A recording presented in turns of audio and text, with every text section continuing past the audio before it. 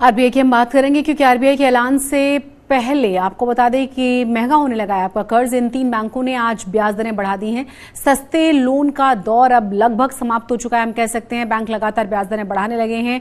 मई में आरबीआई की आपात बैठक में रेपो रेट बढ़ा दिए जाने के बाद लगभग सभी बैंक ब्याज दरें बढ़ा ही चुके हैं और अब इस महीने में एक बार फिर से रेपो रेट बढ़ाए जाने की बात कही जा रही है और इसी वजह से बैंक पहले ही ब्याज दरें और बढ़ाने लगे हैं। रिजर्व बैंक की बैठक के नतीजों के बारे में बुधवार को जानकारी मिलेगी, लेकिन उससे पहले ही तीन बैंकों ने आज ब्याज दरें बढ़ाने का ऐलान कर दिया है।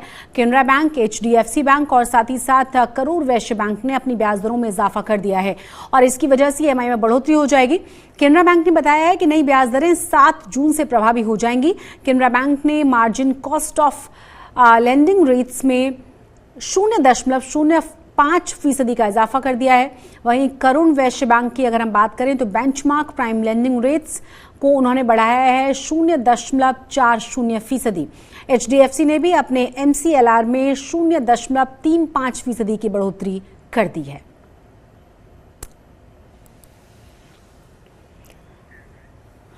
तो लगभग 2 साल के बाद, या हम कह सकते हैं कि 25-26 महीनों के बाद पिछली बार रेपो रेट में बढ़ोतरी की गई थी और अभी रेपो रेट में बढ़ोतरी नहीं हुई है, लेकिन कयास लगाए जा रहे हैं कि इस मीटिंग में रेपो रेट में बढ़ोतरी होगी। उसी की आधार पर तीन बैंकों ने अपने ब्याज दरों को बढ़ा दिया है। ट्विटर डील के बारे में हम बात करेंगे, जिसका बड़ा बज़ रहा है। बहुत सारी बातें कही जाती रही हैं, लेकिन कहाँ ये जा रहा है अब कि हो सकता है ये ट्विटर डील हो ही ना, इसे रद्द कर दिया जाए। और इस तरह के जो संकेत हैं वो संकेत दिए हैं एलॉन मस्क की तरफ से ही दिए गए हैं। आखिर वजह क्या है ये भी हम आपको बता दें कि ट्विटर डील पर संकट दिन ब दिन गहराता जा रहा है। डील की पूरी करने की जो मियाद है वो बहुत नजदीक है। एलॉन मस्क इसी डील पर हर हफ्ते कोई नया ट्वीट कर ही रहे हैं। पहले टेम्पररी होल्ड पर जा चुकी है डील और आपको बता दें कि अब कहा जा रहा है कि ये कैंसिल भी हो सकती है। तो संकेत जो मिले हैं वो खुद एलॉन मस्क की तरफ से मिले हैं। रिपोर्ट्स कह रही हैं कि मस्क ने चेतावनी दी है कि अगर सोशल मीडिया प्लेटफॉर्म उन्हें फेक अकाउंट की डिटेल्स को नहीं देता है, इसमें अगर वो नाकाम रहता है तो जो $44 अरब की लगभग 3,41,800 करोड़ रुपए की जो डील है उससे वो पीछे हट जाएंगे। तो जो न्यूज एजेंसी है रॉयटर्स, उसकी रिपोर्ट में कहा यह गया है कि ये बातें एलॉन मस्क ने कंपनी के लिखे एक लेटर में कही हैं। चिट्ठी में यह भी कहा है कि ट्विटर ने अपने दायित्वों का साफ तौर पर उल्लंघन किया है और इसीलिए एलॉन मस्क के पास इस डील को निरस्त करने का पूरा अधिकार है। तो कुल मिलाकर ये नहीं कहा जा सकता है कि डील हो गई है, क्योंकि इसे लेकर बहुत सारी बातें कही गई थी। किस तरीके से प्लेटफॉर्म में चेंजेस की बात कही गई थी ट्विटर पर, लेकिन अब लग रहा है कि जो डील है वो कैंसिल हो सकती है और उसकी वजह भी एलॉन मस्क ने बताई है कि फेक अकाउंट्स के बारे में जानकारी ट्विटर की तरफ से मांगी गई थी, जो उन्हें अभी तक मुहैया नहीं कराई गई है। अब हम बात करने जा रहे हैं टाइप 1 डायबिटीज के मरीजों के लिए किस तरीके से गाइडलाइंस जारी कर दी गई हैं और क्यों भारतीयों के लिए बहुत ज्यादा चिंता का विषय है। आपने देखा होगा डॉक्टर्स ने भी कहा था कि जितने भी कोरोना के पेशेंट्स हैं, जिन लोगों को पहले से डायबिटीज है, उनके लिए बड़ी मुश्किलों भरा रहा था सेकेंड वेव। लेकिन आपको बता दें कि अब ये नतीजे भी कह रहे हैं, क्योंकि आईसीएमआर की गाइडलाइंस जो जारी हुई हैं उसमें पता चलता है कि क्यों चिंता का विषय बन चुका है डायबिटीज का टाइप 1 हमारे देश के लोगों के लिए। तो कोरोना वायरस की बीमारी डायबिटीज रोगियों के लिए बहुत ही ज्यादा घातक साबित हुई थी। हम सब ने देखा था डायबिटीज मरीजों की मौत और गंभीर रूप से जो बीमार होने का जोखिम था वो बहुत ज्यादा बढ़ चुका था। इसी बीच अब Indian council of medical research ने टाइप 1 डायबिटीज को लेकर एक गाइडलाइन जारी कर दी है। डायबिटीज के मरीजों को दूसरी सबसे बड़ी आबादी भारत में रहती है। बीते 3 दशकों में इस बात का गवाह हम रहे हैं कि देश में डायबिटीज मरीजों की संख्या में लगभग 150% का इजाफा हुआ है। भारत में डायबिटीज केयर क्वालिटी का कई सारे कारकों पर निर्भर करती है, जैसे कि सेवाओं की उपलब्धता, दवाएं खरीदने में सक्षमता, केयर प्रोवाइडर्स का नजरिया और व्यवहार। डायबिटीज के जानकार और विशेषज्ञों की कमी भी है।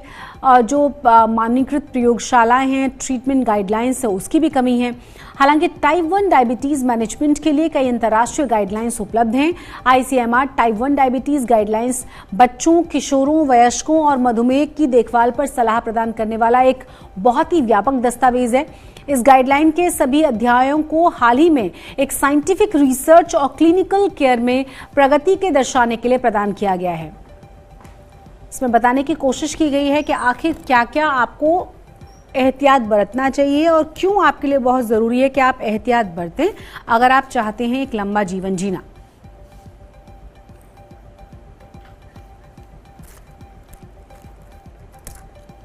अब हम एक ऐसी झील के बारे में बात करने जा रहे हैं जिसके अंदर गुलाबी जहर घुल रहा है और वहां के बदलते हुए रंग से, उस झील के बदलते हुए रंग से वैज्ञानिक भी बड़े परेशान हैं। आपको बता दें कि चेन्नई में ये झील है और इसका रंग लगातार गुलाबी होता जा रहा है और इसी वजह से स्थानीय लोग, वैज्ञानिक, पर्यावरणविद ये सब परेशान है और इसकी वजह है झील के बगल में मौजूद कचरा फेंकने का स्थान। यहाँ हजारों टन कचरा जमा है, कचरे का पहाड़ बन चुका है। आसपास के इलाकों की जो कॉलोनियां हैं वहां पर लगातार काम जारी है और उसी का कहा जा रहा है कि नतीजा है कि ये जो झील है यहां गुलाबी होती जा रही है। भयानक बदबू यहां से आती है। स्थानीय लोग, पर्यावरणविद और वैज्ञानिक बड़े परेशान हैं। इस झील का जो नाम है वो है पल्लीकरानाई। ये एक इलाके का नाम है पल्लीकरानाई और उसी जगह पर ये झील है, इसीलिए इस झील का नाम भी पल्लीकरानाई है। दशकों तक इस दलदली जमीन पर कचरे को बिना अलग थलग ही फेंक दिया जाता था, यानी कि bio waste, medical waste, chemical waste, घर का कचरा अलग अलग किया ही नहीं जाता था। वो यहाँ पर जमा होता रहा, पर्यावरण के साथ रासायनिक प्रक्रिया होती रही और इसी डंप यार्ड में इतनी मीथेन निकलती है यहाँ से कि हाल ही में यहाँ पर लगी हुई आग बुझाने में स्थानीय लोगों की हालत खराब हो गई थी, क्योंकि यहाँ पर कई बार आग लगने की घटनाएं घट चुकी हैं। तो आप सोचिए जो आसपास कॉलोनीज बन रही हैं उनके लिए कितना ज्यादा नुकसानदेह है वहां रहना और वहां का जो पानी है कितना जहरीला आसपास के लोगों के लिए हो चुका है। लेकिन बावजूद इसके प्रशासन का ध्यान अभी इस तरफ नहीं गया।